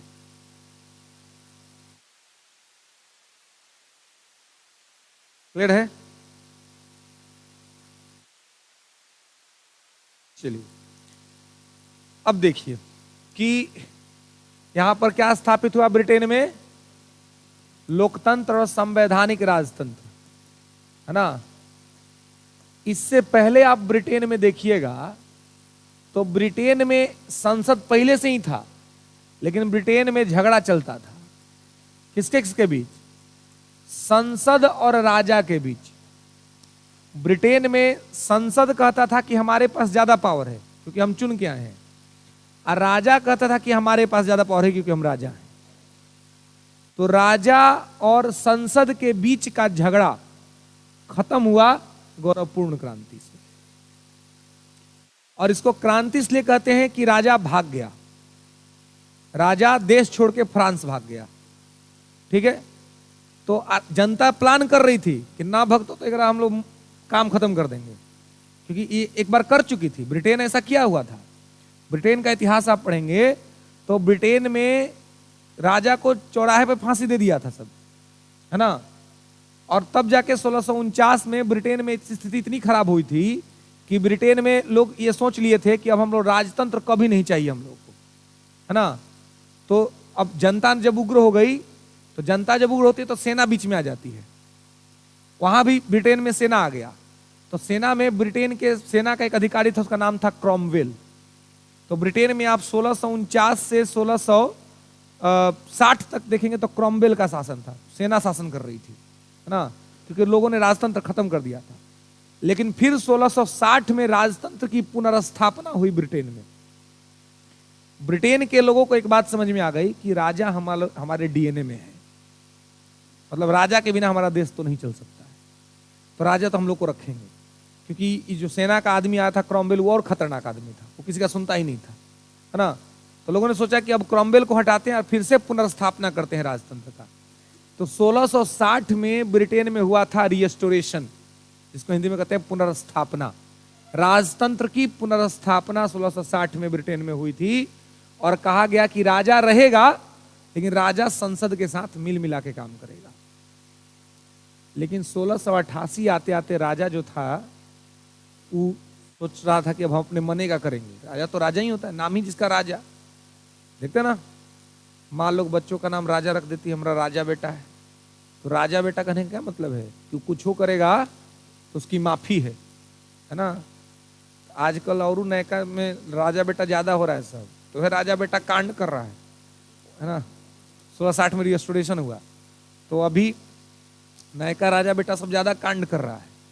हम लोग राजा बेटा नहीं थे जी, हम लोग धोआते रहते थे है ना बढ़िया से। लेकिन धोते धोआते में फायदा ही हुआ कि बॉडी मजबूत हो गया, है कि नहीं है। नयका सबका बॉडी मजबूत नहीं होता है, क्योंकि माँ भी मारने से डरती है, आप पिता ही तो पहले ही डरे रहते हैं कि भाई काल हमारे। हम लोग में मारने में कोई सोचता नहीं था, सब लोग अपने हिस्से का मारता था है ना। माने झगड़ा हुआ है माता पिताजी का, अब पिटाई हो रहा है बच्चा का। कोई मैटर लेके गए हो गया पिटाई भाई, है ना। हाँ, अगर कहीं दादाजी स्टिक निकले तो आधा खा उधरों से मिल जाएगा। उसमें तो मतलब हम लोग का जब बचपना था तब गांव का भी शासन प्रशासन था। गांव का आदमी भी, अगर गांव में अगर कोई बड़ा भाई अगर कोई दिख गया जो रिश्ता में लगता है, कोई चाचा दिख गया, वो धो देता था धर के। अगर कहीं गलती सलती में देख लिया ना कुछ तो वो धो देगा। अगर धोने की स्थिति में नहीं तो आके घरे कह देगा। हाँ, मतलब या तो ठीक कर देगा ना ठीक करवा देगा, है ना। तो उस समय लगता था कि भाई क्या हो रहा है। लेकिन अभी आप जाइए गाँव में देखिए तो लगता है कि वो हम लोग का बचपन वो ठीक था। कम से कम लोक लिहाज शर्म हया डर ये सब था बचपन में, है ना। नहीं है अब, उधर और बगदल सब है। अब पढ़ने लिखने से कोई का मतलब ही नहीं है जी, सब मोबाइल में है जी। हम माता पिता के ब्लैकमेलिंग करके मोबाइल खरीदवा लेता है। हम लोग का हिम्मत था जी ब्लैकमेल कर लेने का, हम ही लोग ब्लैकमेल होते थे। हाँ, तो सब क्या माता पिता का भी गलती है ना, पालन पोषण ठीक से नहीं कर रहे हैं बच्चों का। हाँ, तो देखिए अपना से बच्चा पीछा छुड़वाने के लिए बच्चा को मोबाइल धरवा दिए तो ऐसा होगा तो फिर बच्चा लाइए ही मत, है ना। फिर लाइए मत बच्चा। अगर आप बच्चा को आप अगर समय नहीं दीजिएगा तो भविष्य में वो आपको नहीं देगा। आई बीच का जो गैप है ना, वही गैप उसको ऐसा व्यक्ति बनाएगा ना कि समाज के लिए खतरा बन जाएगा फिर भविष्य में चल के। क्योंकि फिर उसके अंदर ना इमोशन रहेगा, ना उसके अंदर मान सम्मान रहेगा, कुछ नहीं रहेगा। आपके अंदर में मान सम्मान क्यों है? आपके परिवार ने, आपके माता पिता ने डाला है इस चीज को। आपके माता पिता दादा दादी ने मिल करके आपको समझाया है कि बड़ों का सम्मान करना चाहिए। आप डरते थोड़ी ना है किसी से जी। बॉडी में पावर है, ताकत है, कोई बोलेगा तुरंत चढ़ जाइएगा। लेकिन आप क्या करते हैं? सम्मान करते हैं, ऑनर करते हैं। और ये ऑनर क्यों करते हैं? क्योंकि ये आपके संस्कार में है, क्योंकि ये आपको बचपन से बताया गया कि संस्कार का क्या। अभी कोई आपको समझाए तो नहीं होगा, लेकिन बचपन से ही आप ये घर में, परिवार में, समाज में सुनते देखते आए हैं। तो आपको समझ है कि आपको किसी का अपमान नहीं करना है, आपको किसी को कटु वचन नहीं बोलना है, आपको इससे झगड़ा नहीं करना है ना। लेकिन अब क्या है, अब वो बच्चा को कोई बताने वाला है ही नहीं। आज चूंकि बचपन से ही वो मोबाइल देख रहा है, तो बचपन से मोबाइल में ऐसा ऐसा चीज देख ले रहा है कि पहला बात तो कि उस समय से पहले बड़ा हो जा रहा है, टाइम से पहले बड़ा हो गया मोबाइल देख करके। और मोबाइल में ऐसी ऐसी चीजों को देखा कि उसको अब पता नहीं कि उसमें क्या सही और क्या गलत है। अब वही देख देख के वो बड़ा हो रहा है। अब उसी वजह से वो समाज के लिए खतरा बन रहा है। समाज के लिए भी बनता है, माता पिता के लिए भी बनता है ना। तो वो माता पिता को जरूर चाहिए कि वो जब भी इस तरह का डिसीजन ले कि हमको बच्चा चाहिए, हमको बच्चा रखना है, तो प्रॉपर कम से कम उसको 6 साल 8 साल का टाइम दे, कम से कम बचपना में तो जरूर दे। क्योंकि वही टाइम है जब पेड़ तैयार हो रहा है ना। उस समय बढ़िया से तैयार हो गया तो मीठा और बढ़िया फल देगा। और उस समय अगर गड़बड़ तैयार हो गया तो फल देगा कि नहीं तो नहीं पता है, आप ही से फल ले लेगा, है ना। तो वो दिक्कत हो जाएगा और समस्या हो जाएगी। तो यहाँ 1660 में रिस्टोरेशन हुआ, पुनर्स्थापना हुआ राजतंत्र का। और 1688 में फिर से आप देखेंगे कि क्या हुआ कि 1688 में गौरवपूर्ण क्रांति हुई। और क्रांति के बाद यह तय कर दिया गया कि ब्रिटेन में जो भी काम होगा वो संसद ही करेगी, चुनी हुई सरकार ही करेगी, ये राजा केवल मुहर लगाएगा, यानी राजा शक्ति के लिए लड़ेगा नहीं। ये 1688 में कर दिया गया, उसी को कहते हैं संवैधानिक राजतंत्र। ये भी पूछा सकता है आपसे कि ब्रिटेन में संवैधानिक राजतंत्र की स्थापना कब हुई थी, तो 1688 में, ठीक है, गौरवपूर्ण क्रांति के बाद।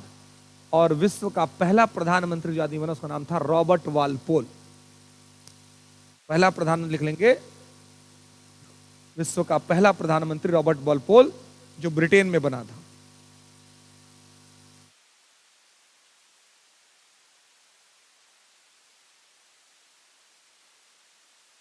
1648 नहीं, ये जो पूरा घटनाक्रम जो फांसी वासी हुई थी राजा की, वो 1648 में ही हुई थी, है ना। 1649 से क्रॉमवेल को शासन चला गया था, ठीक है। रॉबर्ट वालपोल, हाँ Walpole, Robert Walpole as a prime minister, जो इसका टेन्योर है वो 1721 से 1725 है। मतलब ऑथोराइज तौर पे प्रधानमंत्री का पद जो पहली बार डेवलप हुआ और ये प्रधानमंत्री के पद पे बैठा, वो था रॉबर्ट वालपोल, 1721 से 1725, ठीक है, ओके। चलिए, तो यहां पर गौरवपूर्ण क्रांति हुई, और गौरवपूर्ण क्रांति से निश्चित हो गया कि ब्रिटेन में राजा केवल नाम मात्र का प्रमुख होगा और काम सब चुनी हुई सरकार करेगी। मतलब ब्रिटेन का राजा का वही स्थिति है जैसे हमारे यहाँ राष्ट्रपति का, ठीक है। लेकिन हमारे यहाँ राष्ट्रपति चुने जाते हैं, इसलिए हम लोग गणतंत्र हैं, और वहां पर राजा चुने नहीं जाते हैं, इसलिए राजा वहां पर राजतंत्र है, ठीक है। और लेकिन राजतंत्र कौन सा है? संवैधानिक राजतंत्र, ठीक है। अब जब यहाँ पे संवैधानिक राजतंत्र की स्थापना हो गई, तो आप देखेंगे कि पूरे वर्ल्ड को एक मैसेज गया कि भाई डेमोक्रेटिक वैल्यूज को आपको स्वीकार करना है ना, लोकतांत्रिक मूल्य को स्वीकार करना है। और यूरोप भी छोटा छोटा टुकड़ा में बटा हुआ था, है ना, अलग अलग टुकड़ा जो था वो उसका वो बटा हुआ था। आज जिसको हम लोग इटली कहते हैं, वो इटली तो नाम बहुत बाद में आया। पहले एक छोटा सा साम्राज्य हुआ करता था, उसका नाम था सार्डिनिया पिडमोंट, सार्डिनिया पिडमोंट, ठीक है। और आज जिसको आप जर्मनी कहते हैं, वहां एक छोटा सा राज्य हुआ करता था, उसका नाम था प्रसा। तो प्रसा के अंदर में एक छोटा सा जगह था जर्मनी, और सार्डिनिया पिडमोंट के अंदर में एक छोटा सा जगह था प्रसा, ये आपका इटली। और यहां पर यह तय हुआ कि हम क्या करेंगे, एक यूनाइटेड स्टेट बनाएंगे, मतलब सबको एक करेंगे। तो मुख्य तौर पे आप देखिएगा, जो आपकी प्रश्नों की श्रृंखला जो रहती है, वो ब्रिटेन की गौरवपूर्ण क्रांति, फ्रांस की 1789 की क्रांति, 1830 की क्रांति और 1848 की क्रांति, रसिया में 1904-05 का रूस जापान युद्ध और खूनी रविवार की घटना, और 1917 का बोल्शेविक क्रांति, लेनिन और स्टालिन की नीति, लेनिन ने जो न्यू इकोनॉमिक पॉलिसी लाई थी और उसके पॉलिसी पर जो स्टालिन ने शासन किया था, ये सब मुख्य तौर पे, और फर्स्ट वर्ल्ड वार और सेकेंड वर्ल्ड वार। मतलब ये इतना टॉपिक आप अगर कवर कर लेंगे तो आप मैक्सिमम क्वेश्चन सॉल्व कर लेंगे वर्ल्ड हिस्ट्री, क्योंकि सारे क्वेश्चन जो है आप टीयर 1 को देखिए, टीयर 2 को देखिए, तो आप ये पाएंगे कि वर्ल्ड हिस्ट्री में जो सवाल पूछे गए हैं वो जर्मनी, इटली, रूस, फ्रांस, ब्रिटेन, इन लोगों से ही पूछा गया है। अमेरिका से कुछ सवाल हैं लेकिन बहुत कम, ठीक है। हाँ, फ्रांस से रिलेटेड, क्योंकि फ्रांस और ब्रिटेन ने ही गुलाम बनाया हुआ था अमेरिका को, है ना, 7 ईयर वॉर, तो वो फ्रांस और ब्रिटेन का हुआ था इसके वजह से। लेकिन वो 7 ईयर वॉर में फ्रांस की हार जो हुई थी, वहीं पर देखिए, आप देखेंगे वर्ल्ड हिस्ट्री में हर घटना एक दूसरे घटना से जुड़ी हुई है। जब सप्तवर्षीय युद्ध में फ्रांस हारा और फ्रांस को ब्रिटेन ने भारत से बाहर कर दिया, मॉडर्न हिस्ट्री मैंने आपको बताया था कि 1760 के वांडी वास के युद्ध में भारत जैसा उपनिवेश फ्रांस के हाथ से निकल गया, तो फ्रांस ने कहा कि कोई बात नहीं, मेरे पास से तो तुमने भारत छिनवाया, अब तुम्हारे पास से भी तुम्हारा जो सबसे अच्छा है उसका हम उपाय करा देंगे। हाँ, तो वहीं से टारगेट किया अमेरिका को। तो अमेरिका की जो क्रांति हुई थी 4 जुलाई 1776 को अमेरिका जो स्वतंत्र हुआ, वो अमेरिका केवल अपने बल पे स्वतंत्र नहीं हुआ। अमेरिका की स्वतंत्रता के लड़ाई में फ्रांस के सैनिक लड़े। अब फ्रांस के सैनिकों ने वाशिंगटन को सपोर्ट किया और उसके नेतृत्व में जो है सो अमेरिका स्वतंत्र हुआ 4 जुलाई 1776 को। हालांकि एक बात और ध्यान रखिएगा, 4 जुलाई 1776 को अमेरिका ने अपनी स्वतंत्रता की घोषणा की थी, स्वतंत्र हुआ नहीं था।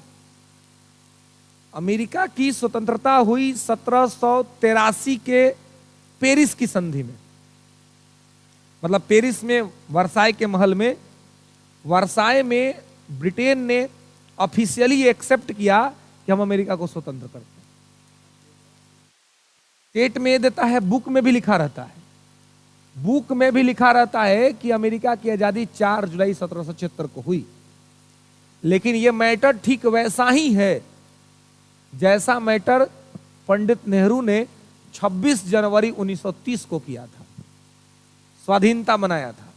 लेकिन हमारे इसको कोई स्वाधीनता नहीं मानता है, क्योंकि हम कमजोर थे, गरीब थे, लाचार थे। तो इतिहास लिखने वालों ने हमें लिख दिया कि हम तो 15 अगस्त को आजाद हुए। लेकिन अमेरिका में कौन था?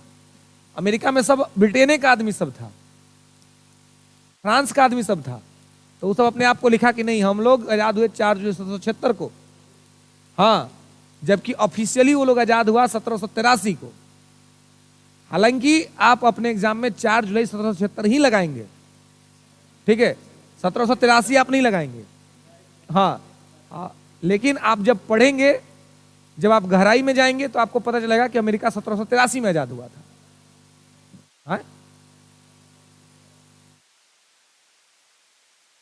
हाँ, 1776 में जॉर्ज वाशिंगटन ने घोषणा किया था। जॉर्ज वाशिंगटन जो अमेरिका के पहले राष्ट्रपति है ना, वाशिंगटन जिनके नेतृत्व में अमेरिका ने क्रांति की लड़ाई लड़ी थी, उन्होंने घोषणा किया था। लेकिन ब्रिटेन ने इसको स्वीकार नहीं किया था। ब्रिटेन ने इसको स्वीकार किया 1783 में, वर्साई के महल में लिखित डॉक्यूमेंट साइन हुआ कि हम अमेरिका को स्वतंत्र करते हैं। लेकिन 4 जुलाई 1776 को क्रांतिकारियों ने घोषणा कर दी थी, ब्रिटेन ने इसको स्वीकार नहीं किया था। तो यहां से भी आपको प्रश्न जो है सो रहते हैं। लेकिन आप देखेंगे कि इसमें सबसे पहले जो धुरी में जो कुछ घटनाक्रम रहता है वो रहता है इटली और जर्मनी का एकीकरण, यूनिफिकेशन। इटली जर्मनी के यूनिफिकेशन को आप देखेंगे तो एक है छोटा सा राज्य प्रसा और एक है छोटा सा राज्य सार्डिनिया पिडमोंट। और सार्डिनिया पिडमोंट के लीडरशिप में इटली बनता है और आपको प्रसा के लीडरशिप में जर्मनी बनता है। और अभी जो हमने आपसे कहा कि फ्रांस के वजह से अमेरिका आजाद हुआ, क्योंकि फ्रांस ने सपोर्ट किया। और जब फ्रांस ने वहां पे सपोर्ट किया और अमेरिका आजाद हो गया, तो वही घटना फ्रांस के लोगों को इंस्पायर्ड कर दिया और इसी वजह से फ्रांस की क्रांति हो गई। अब फ्रांस के लोगों के मन में एक बात आया कि यार अगर हम लोग सपोर्ट करके ब्रिटेन जैसा ताकतवर देश को अमेरिका से भगा सकते हैं, तो हमारे स्वयं के देश में एक निरंकुश राजा शासन कर रहा है, उसको क्यों नहीं भगा सकते हैं? और वही अमेरिका की आजादी से फ्रांस के लोगों के मन में ही बात आ गया। अब तब से फ्रांस के लोग ही सोचने लगे कि हमको भी अब अपने देश में एक स्वतंत्रता वाला माहौल बनाना है, राजा को यहां से पद से हटाना है। और इसमें आग में घी का काम कौन किया? तो 1789 में फ्रांस के जो राजा थे लुई 16, उनकी पत्नी मैरी अंतवानेत, यही जो आपके पटना के जो विश्वविद्यालय के जो राइटर हैं दयानाथ वर्मा जी, वो लिखते हैं कि मैरी एंतवानेत अगर सजने संवरने में टाइम ज्यादा लगाती तो संभव था कि फ्रांस की क्रांति थोड़े विलंब से होती। कि मैरी एंतवानेट जो थी वो ऑस्ट्रिया के शासक जोसेफ द्वितीय की बहन थी, जोसेफ सेकंड की बहन थी, और मैंने राजा के घर से आई थी, अपना रहती थी अपना हाई फाई में। तो एक बात देख लीजिए, नॉर्मल लड़का रहे ना तो हाई फाई से शादी नहीं, एकदम मैटर गबड़ा जी, तो है कि नहीं। लड़का हाई फाई रहेगा ना तो नॉर्मल मैनेज कर लेगा, है कि नहीं जी। आए ना हो तो मैनेज, है ना। हाँ हाँ, तो देखिए ये मतलब अगर नॉर्मल है तो प्रयास करिए कि विवाह भी नॉर्मल घर में हो, कन्या जो हो वो नॉर्मल रहे, है ना। कहीं अगर बढ़ चढ़ के हाई फाई में करने को तो कर लीजिएगा, और हाल हो जाएगा लुइस सोलहवां का। लुइस सोलहवां का क्या हुआ भाई, तो जब फ्रांस के लोग तख्ती लेके घूमते थे रोड पर, तो इनकी जो पत्नी थी वो चढ़ जाती थी छत पे, मतलब वर्साई के महल पे सबसे ऊपर ही करना पड़ा। अब माइक लगा के बोलती थी, लोग कहते थे कि रोटी दो, तो ये कहती थी कि अगर रोटी नहीं मिलता तो केक काहे नहीं खा लेते हो। अरे पगली को पते नहीं था, उसको पते नहीं था कि केक रोटी से महंगा होता है। हाँ, और कर अरे केक खाओ ना भाई, आज चलिए तो होटल में चलिए तो 5 रुपए का एगो रोटी मिलेगा, एगो छोटका पेस्ट्री लीजिएगा तो 35 रुपया का मिलेगा, छोटका पेस्ट्री आप 35 रुपया का मिलेगा, आ केक रोटियां 5 रुपया का मिल जाएगा। यानी कि एगो छोटा सा पेस्ट्री में आप आराम से 7 गो रोटी खा लीजिएगा। उसको कौन बताए, एकदम बकलोली थी। उसी के वजह से 1789 का क्रांति हुआ, नहीं तो थोड़ा लेट से होता, दिनानाथ वर्मा कहते हैं। क्योंकि वो क्या उसका पति जो था लुई 16 वो चाहता था कि सिस्टम को ठीक कर दे। फ्रांस में एक प्रतिनिध्यात्मक संस्था थी, उसका नाम था स्टेट जनरल, और स्टेट जनरल में बैठकें होती थी, लेकिन राजा सब बहुत दिन से बैठक बंद कर दिया था। स्टेट जनरल 3 भाग में बटा हुआ था, first state, second state, third state. First state में पोप था, पादरी, वही जैसे हम लोग के समाज में पुरोहित लोग होते हैं वैसे वहां पर पोप।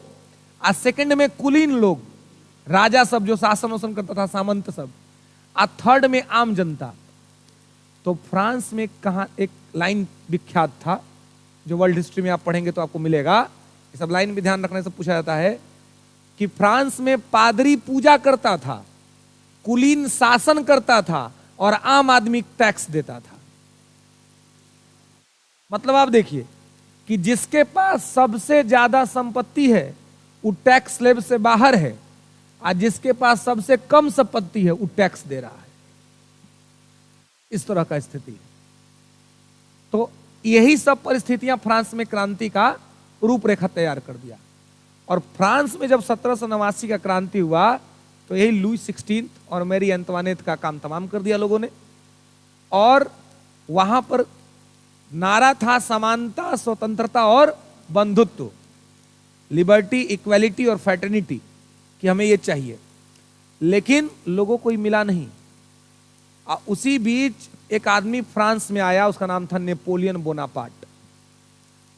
नेपोलियन बोनापार्ट जो था ये कहां था, तो ये था फ्रांस की क्रांति के समय स्पेन में। ये फ्रांस के सेना में था, स्पेन में ड्यूटी कर रहा था, स्पेन में लड़ाई लड़ रहा था। और जब ये स्पेन से आया फ्रांस, तो नेपोलियन का एक फ्रेंड हुआ करता था, उस फ्रेंड का नाम था मेटरनिक, जो ऑस्ट्रिया का चांसलर था, मेटरनिक, ठीक है। तो मेटरनिक का फ्रेंड हुआ करता था नेपोलियन। दोनों एब्सोल्यूट रूलर थे, दोनों तानाशाह थे, मेटरनिक भी तानाशाह था, नेपोलियन भी तानाशाह था, दोनों का दोनों तानाशाह। हाँ, दोनों जब तानाशाह थे तो क्या हुआ कि नेपोलियन कहता है कि जब मैं फ्रांस आया तो फ्रांस का राज मुकुट धरती पर गिरा हुआ था, और मैंने तलवार के नोक के बल पर उठाकर उसको सर पे धारण किया है। मतलब वो अपना शक्ति से शासक बना था। तो अब वो सोचता था कि जिस दिन वो तलवार चलाना बंद कर देगा ना, उस दिन फ्रांस के लोग ही उसको गद्दी से हटा देंगे। तो 1789 से में क्रांति हुई और 1799 में पावर चल गया नेपोलियन के पास। इस बीच फ्रांस में केवल खूनी खेल हुआ था, केवल मर्डर, मार काट, यही सब होता था, जिसमें एक क्लब बना था, जैकोबिन क्लब। हाँ, जो लोग थे वो लड़ रहे थे किसके लिए? स्वतंत्रता समानता के लिए, और ये मिल नहीं रहा था। ऊपर से आ गया नेपोलियन, तो नेपोलियन और भी मारकाट मचाने लगा। तो कहा जाता है कि मेटरनिक ने उससे पूछा कि भाई ऐसा क्यों कर रहे हो? तो उसने कहा कि जो सत्ता हमको तलवार के बल पर मिला है, अगर हम तलवार छोड़ देंगे तो ये लोग हमें नहीं छोड़ेंगे। 1799 से 1815, इस बीच फ्रांस की गद्दी पर बैठा हुआ था नेपोलियन, और नेपोलियन ने पूरे यूरोप के मैप को तहस नहस करके छोड़ दिया। और ये जो आप इटली का यूनिफिकेशन और जर्मनी का यूनिफिकेशन देखते हैं, ये यूनिफिकेशन का भाव इनके अंदर में नेपोलियन ने पैदा किया। और ये जो भाव पैदा किया, जानबूझ के नहीं किया, लक बाई चांस हो गया। जैसे कि आप अगर किसी को खूब दुख दीजिएगा ना, तो आपको लगेगा कि आप तो उसको बहुत दुख दे रहे हैं, लेकिन आपका दुख सहते सहते आदमी बहुत ताकतवर हो जाएगा। इसलिए अगर आप किसी को दुख भी दे रहे हैं ना, तो सोच समझ के दीजिए, क्योंकि ये वो बर्दाश्त करके आप ही जो सीख जाएगा सब कुछ। एक मूवी आई थी नायक, देखा होगा आपने, अनिल कपूर की मूवी थी, एक दिन का सीएम। उसमें एक डायलॉग बोलता है विलेन, जो अमरीश पुरी जो विलेन था, वो एक डायलॉग बोलता है। वो बोलता है कि मेरे पास 30 साल का राजनीतिक अनुभव है, अब तुमको 1 साल के लिए, हम 1 दिन के लिए सीएम बना रहे हैं, संभाल पाओगे?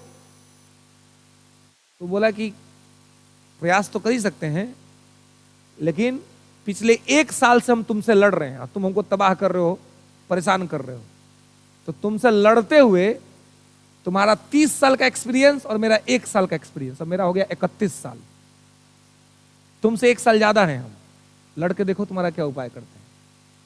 तो अगर आप किसी को डरा रहे हैं, किसी को आप छोड़ रहे हैं, तो अगर आप किसी को छोड़ रहे हैं, इससे भी उस आदमी के अंदर में इंडिपेंडेंटिटी आ जाएगी, स्वतंत्र हो जाएगा आदमी, अपने भरोसे जीना सीख जाएगा आदमी। और जिस दिन अपने भरोसे जीना सीख गया, उस दिन आपका उपाय कर देगा। इसलिए किसी को अगर सता भी रहे हैं, किसी को डरा भी रहे हैं, धमका भी रहे हैं, तो ये सोच लीजिए कि आपसे वो सब कुछ सीख रहा है। और आप जो कह रहे हैं कि छोड़ देंगे, छोड़ दीजिए। छोड़ दिएगा तो अकेले रहना सीख जाएगा। आज जिस दिन अकेले रहना सीख गया, उस दिन आपका उपाय कर देगा। इसलिए ये देखिए, इसलिए मैं क्या कहता हूं, history is the art of living. जीवन जीने की कला भी, इसे सीखना है, समझना है कि जीवन का झगड़ा हो गया तो भले कर लीजिए, कोई बात नहीं, फिर मना लीजिए 2 घंटा के बाद। क्योंकि अगर आप नहीं मनाए, कोई और अगर कहीं मनाने आ गया, तब इनसिक्योरिटीज आ जाएगी ना। झगड़ा किए कोई बात नहीं, हो गया झगड़ा, होता है, सबका होता है, लेकिन ज्यादा देर नहीं, 2-3 घंटा में मना करके मैटर खत्म कीजिए। अरे ठीक है भाई, गलती हुआ, सॉरी हुआ, बात खत्म। क्योंकि आप जितना लेट करेंगे, आदमी अकेले रहेगा, और अकेले रहते रहते कहीं अकेले रहना सीख गया। अच्छा, उसी बीच में कोई दोस्तों टपक गया, वो कहा कोई बात नहीं, अरे वो तुम जानबे करते, वो पगला ही था, यही ला तो तुम्हारा हाथ पकड़ा था तुम्हारा साथ ये सब करने के लिए। अब आपको लगेगा यार ठीक कह रहा है, हालांकि वो वही करेगा कुछ दिन के बाद, लेकिन वो गैप जो है ना, वो आदमी को अकेले रहना सिखा देता है। इसलिए कुछ भी करिए तो उसको सोच समझ के। नेपोलियन ने इसलिए किया कि हम सबको एक कर देंगे, एक करके शासक हम बन के बैठेंगे। लेकिन उसका एक करने का सोच क्या किया कि जब 1815 में वो खुद वाटरलू के मैदान में हारा और उसको खत्म कर दिया गया, साइप्रस के द्वीप में फंस गया, उसको सब निष्कासित कर दिया। जब 1815 में वो पकड़ाया, तो सारे मित्र राष्ट्रों ने बैठ करके वहां पर क्या किया, एक मीटिंग बुलाई, जिसको कहते हैं वियना कांग्रेस। और वियना कांग्रेस में उसको सेंट हेलेना के द्वीप में क्या कर दिया, निष्कासित कर दिया कि भाई अब जाओ तुम वहीं रहो। उसी समय ये जो सार्डिनिया पिडमोंट था, जिसको एक किया था, ये जो प्रसा था जिसको एक किया था, इसके लोगों के मन में एक होने की भावना जाग गई, और तभी से शुरू हुआ इटली और जर्मनी के एकीकरण का रूपरेखा। और जाकर के बाद में 1870 में इटली का एकीकरण हुआ और 1872 में जर्मनी का एकीकरण हुआ। लेकिन इटली के एकीकरण में एक लाइन कहा जाता है कि क्रीमिया के कीचड़ में इटली का जन्म हुआ था। क्रीमिया के कीचड़ में। अब क्रीमिया कहां है? क्रीमिया पड़ता है एशिया और यूरोप के एकदम पोजीशन पे, मतलब कि आप समझिए कि वहां से फिर एशिया शुरू हो जाता है, इस पार एशिया उस पार यूरोप, ठीक है। उसके एक तट पर है टर्की, दूसरे तरफ है रसिया। तो 1853 में एक युद्ध हुआ था, क्रीमिया का युद्ध, बैटल ऑफ क्रीमिया। और ये जो क्रीमिया का युद्ध हुआ था, इस क्रीमिया के युद्ध में इटली ने जाकर के सपोर्ट कर दिया था ब्रिटेन का। क्रीमिया का युद्ध हुआ किसके किसके बीच था? क्रीमिया का युद्ध हुआ था बेसिकली रसिया और टर्की के बीच, है ना, ठीक है। किसके बीच हुआ था? रसिया और टर्की के बीच हुआ था, ठीक है। अब आप देखेंगे कि रसिया और टर्की के बीच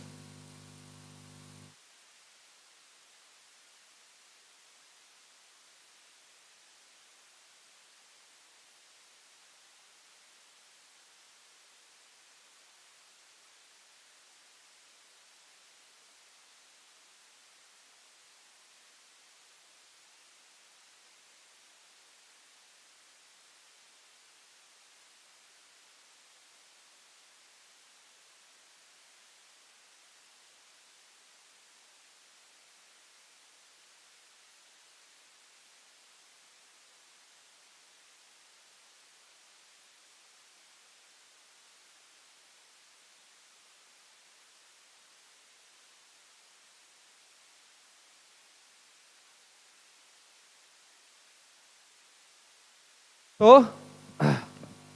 यहां पर क्रीमिया, तो क्रीमिया हुआ था रूस और टर्की के बीच, ठीक है। मैटर सब समझ में आ रहा है ना? अभी मैं पूरा सारा स्टोरी पहले आपके दिमाग में डाल देना चाहता हूं कि मैटर सब समझ लीजिए, जितना इंपॉर्टेंट घटनाक्रम है वो सब, ठीक है। तो यहां पर क्या हुआ कि आप देखते हैं कि रसिया और टर्की के बीच युद्ध हुआ, ठीक है।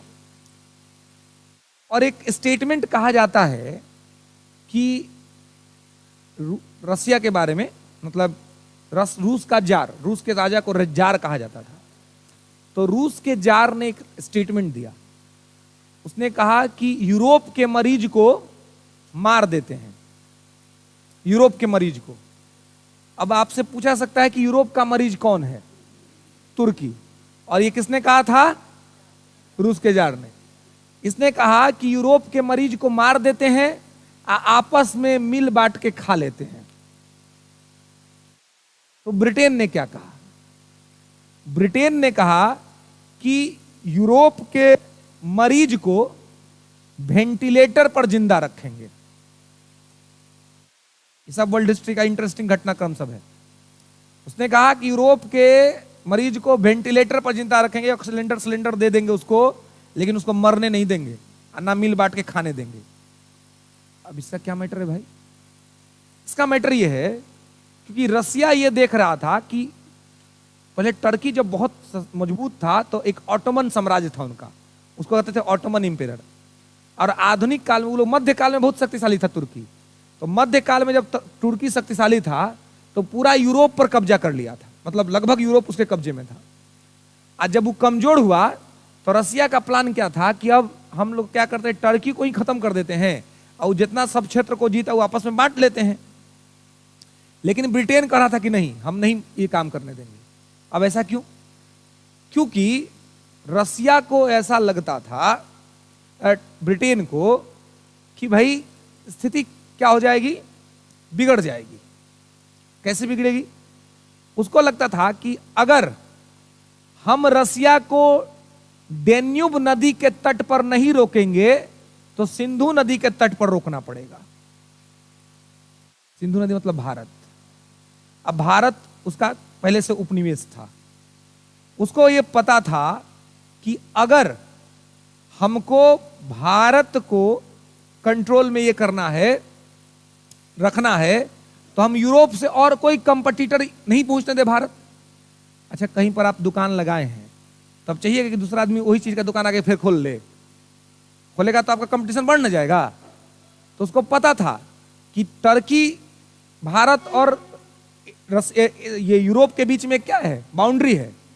अगर इस बाउंड्री को खत्म कर दिया रसिया ने, तो क्या होगा, उसका रास्ता सीधे खुल जाएगा भारत के लिए। तो इससे पहले कि उसको हम भारत में रोके, उसको हम यहीं डेन्यूब नदी के तट पे ही रोक देते हैं।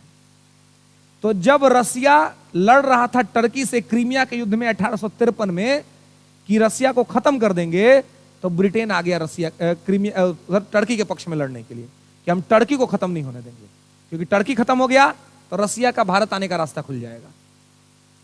तो अब उसी युद्ध में टर्की ने क्या किया, ये इटली ने क्या किया, इटली जाकर के ब्रिटेन के साथ केवल खड़ा हो गया कि भैया हम भी आपके साथ हैं इसमें। क्यों? उसको लाभ लेना था। अब ताकतवर है ना, तो सब छोटका सब आके आपके सामने खड़ा हो जाएगा, ए भैया आप करिए ना। क्यों? क्योंकि पता है कि नामों के लिए आपके साथ खड़ा रहेंगे ना, तो उसको जब मदद का काम आएगा तो आप उसका मदद कर दीजिएगा। तो उसको पता है कि इसी बहाने हम ब्रिटेन के मदद के लिए खड़ा हो जाते हैं। अब बाद में हमारा जब यूनिफिकेशन का काम पड़ेगा तो ब्रिटेन हमारे लिए खड़ा हो जाएगा। तो वो जाके वहां खड़ा हो गया। और वही 1870 में जब इटली के एकीकरण का बात हुआ, तब ब्रिटेन इसके पक्ष में खड़ा हो गया। इसीलिए कहा जाता है कि इटली के कीचड़ में, क्रीमिया के कीचड़ में इटली का जन्म हुआ। झगड़ा किसी और का था, इटली अपना मुद्दा उठा दिया, ब्रिटेन से कह दिया कि भाई हमको एक अलग देश बनवा दीजिए। ब्रिटेन ने कहा हम तुम्हारा सपोर्ट करेंगे। आप ब्रिटेन के सपोर्ट से वो एक अलग देश बन गया। क्लियर है? समझ में आया? ठीक है, आज के लिए बस इतना ही। ठीक है, नेक्स्ट क्लास में इन चीजों को हम लोग, अभी आगे और भी कोई क्लास है ना आप लोगों का? है मैथ का साथ क्लास है। शेड्यूल शेड्यूल शेड्यूल 1.5 घंटा का लगा है ना। तो आज इतने, क्योंकि आज का शेड्यूल यही लगा हुआ है। एक बार आप लोग भी मैनेजमेंट से बात करिए, उसको बोल दिए कि हम लोग को मैथ तो करना नहीं रहता, इसलिए हम लोग का 3 घंटा का शेड्यूल लगा दीजिए। ठीक है, ताकि 12 से 3 का आपका शेड्यूल रहे, तो आराम से इसमें ज्यादा कवर हो जाएगा। ठीक है, क्योंकि हाँ बिल्कुल बिल्कुल